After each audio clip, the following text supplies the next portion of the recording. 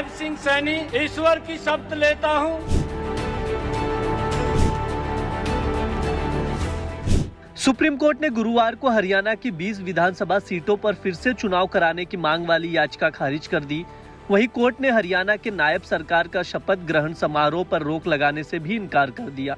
बुधवार को supreme court में याचिका दाखिल की गई थी कि शपथ ग्रहण समारोह पर रोक लगाई जाए।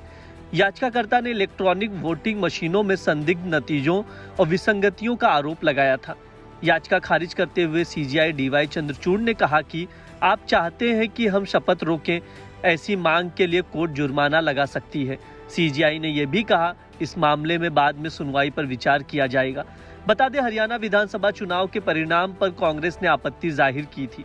कांग्रेस ने चुनाव आयोग को अपनी लिखित शिकायत में आरोप लगाया था कि 8 अक्टूबर को गिनती के दौरान कुछ ईवीएम की बैटरियां 99% चार्ज थी।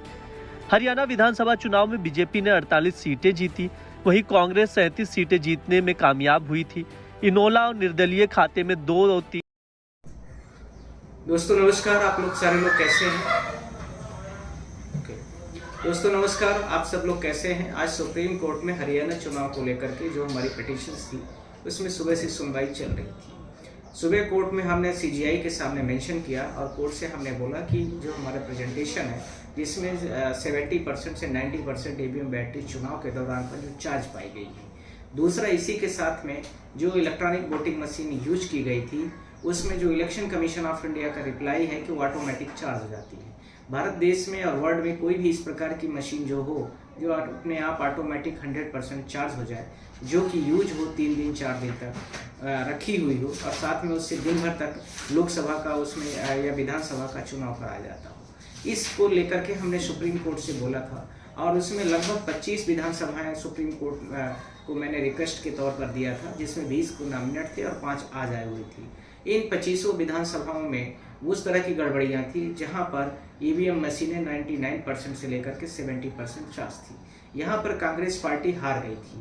और इसी के साथ में दूसरा, इससे भी ज़्यादा महत्वपूर्ण बात थी कि इलेक्शन कमीशन ऑफ इंडिया को जो कंटेस्टिंग कैंडिडेट थे वो सारे कैंडिडेट अपने आप इसकी एप्लीकेशन और शिकायत दर्ज की थी। जो इलेक्शन कमीशन जो कंसर्न अथॉरिटीज़ था वो कंसर्न अथॉरिटीज़ उसके पास प्रेजेंटेशन पेंडिंग है। इसी के साथ में कांग्रेस पार्टी का एक presentation election commission of India के पास में दिया गया और उन्होंने इस प्रेजेंटेशन को अभी तक नहीं डिसाइड किया था, जबकि आज हरियाणा पर शपथ समारोह चल रहा है। सुप्रीम कोर्ट ने हमने रिक्वेस्ट किया कि ये समारोह शुरू हो गया है, तो कोर्ट ने हमें डांट भी लगाई इस चीज़ को लेकर के कि आप ऐसी बातों को कर रहे हैं, कोई भी चुनी हुई सरकार है। तो मेरी दलीलें थी कि आप पहले हमारी पिटीशन को सुन लीजिए, उसके बाद आपको जो कहना है कहिए। हम भारत देश के संविधान की रक्षा के लिए और हम भारत देश की जो गड़बड़ियाँ इलेक्शन कमीशन ऑफ इंडिया की द्वारा की जा रही हैं उन सारी चीज़ों को लिए सहने के लिए हम तैयार हैं।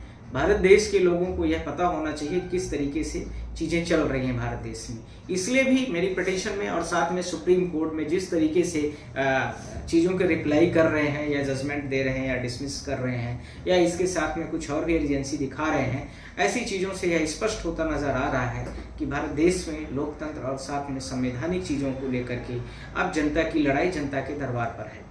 अर्थात जनता को कानूनी तरीके से अपनी सारी चीज़ों को स्पष्ट करना है, कानूनी तरीके से उस लड़ाई में शामिल होना है। इसी के साथ में हम आप लोगों से यह भी कहना चाहते हैं कि मध्य प्रदेश, छत्तीसगढ़, राजस्थान का जो डेटा था और उसमें जो चुनाव हुए थे उसमें भी ईवीएम का 99% से लेकर के 70% का उसमें भी ये प्रकरण पाए गए थे। इसी प्रकार से लोकसभा के भी चुनाव पर इसी प्रकार से चीज़ें हुई थी। इसी के साथ में दूसरा हमारा जो आर्गूमेंट था वो ये था कि 3 turnout data election commission of India ने पब्लिश किया था। एक 7:20 पर पब्लिश किया, जिसकी रिसीविंग 7 PM पर होती है, जिसमें इलेक्शन कमीशन ऑफ इंडिया ने इस पर कोई भी वो बातें नहीं किया। पर इसके साथ में एक 11:45 पर रिसीव होता है इलेक्शन कमीशन को डेटा और वह 11:56 पर उस डेटा को पब्लिश करते हैं।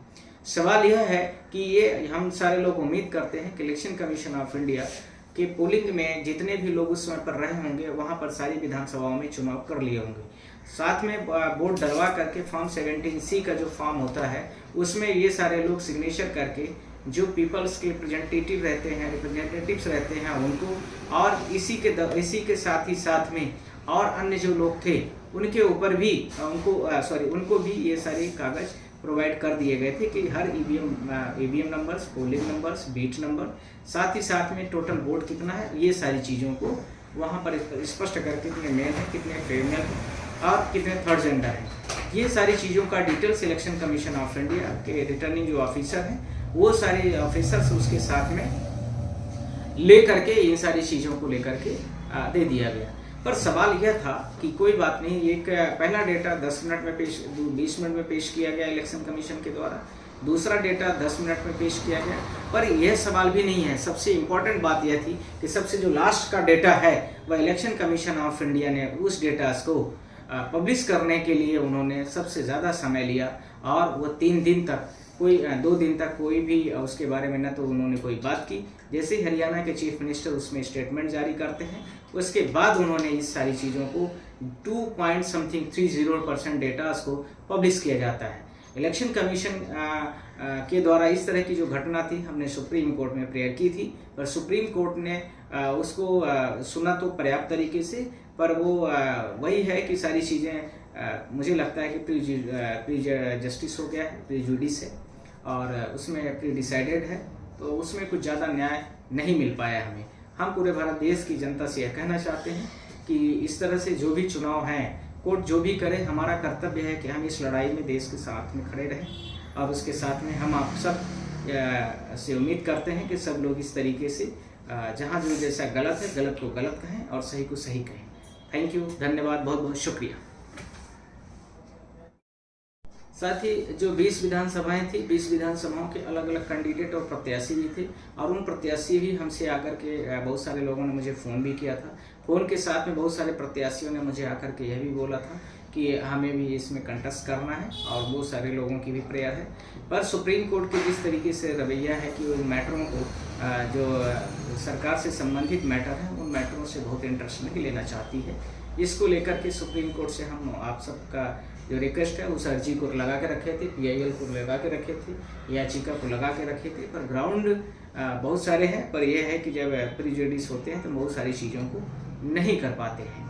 थैंक यू, बहुत बहुत शुक्रिया।